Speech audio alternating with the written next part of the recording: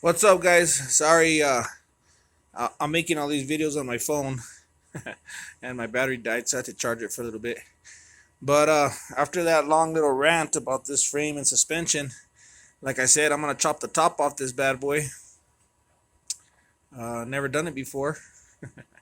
A little scared, to be honest. I taped it all off, measured it all up, and I've been sitting here for about 15 minutes staring at it, trying to gather the courage to chop it up. I think I know how. I've seen enough videos. A little shout out to Village Customs. I watched their videos, and I seen a couple of them. They chopped a Chevy truck, and then they chopped a Model A, and I learned a few tricks. He uses a piece of a chain link fence to kind of keep these lines straight. I bent this up, and I don't even know what it is, but I bent this up, and I use this to mark my lines. And that's the 4 inches we're going to get rid of all the way around the door.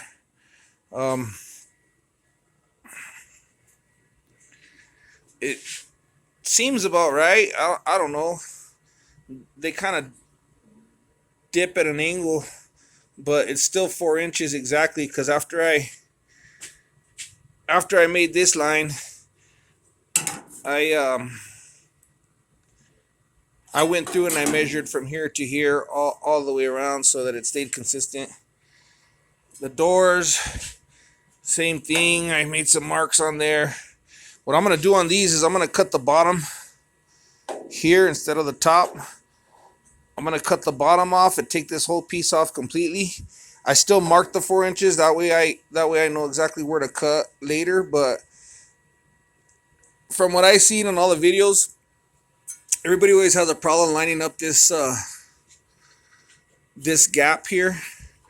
If you cut this out first, there's no reversing it. You know, it's kind of is what it is. So I think I'll just cut it down here, and once I get the top chopped, I will kind of adjust it, mark it, and then make a mark and double cut it if I need to. If not, then if it lines up, then I'll just cut it right where the mark is. But I kind of want that gap to look right.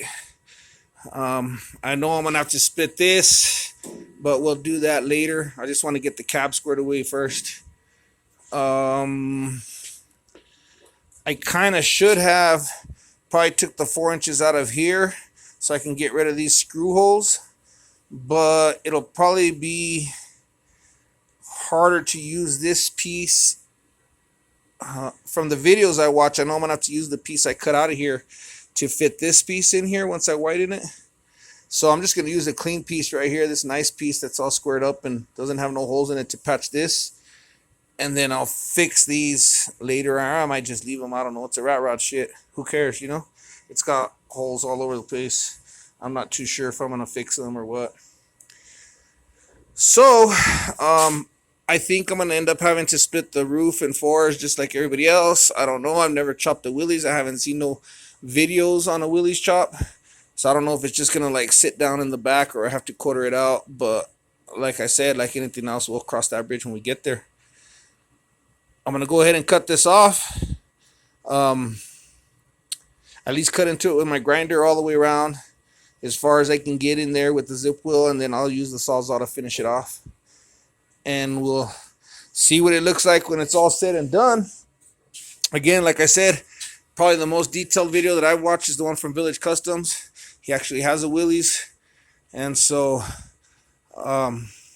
shout out to you guys for some of the tips. I'm also going to use some of your tips for the floor. And, you know, shout out to a few guys. Rat Rod Bob for kind of giving me some insight on how to make these hairpins. You know, cutting this off was a good idea, these dog ears, and putting this bracket in there. A lot of you guys, man, shout out to everybody who makes these videos. It's informational, it helps, it's inspirational, and you know, it's been my source of knowledge during this whole project. So enough talking, guys. I guess I gotta just nut up and chop it up, see what happens. I'll get back to you guys. Thanks.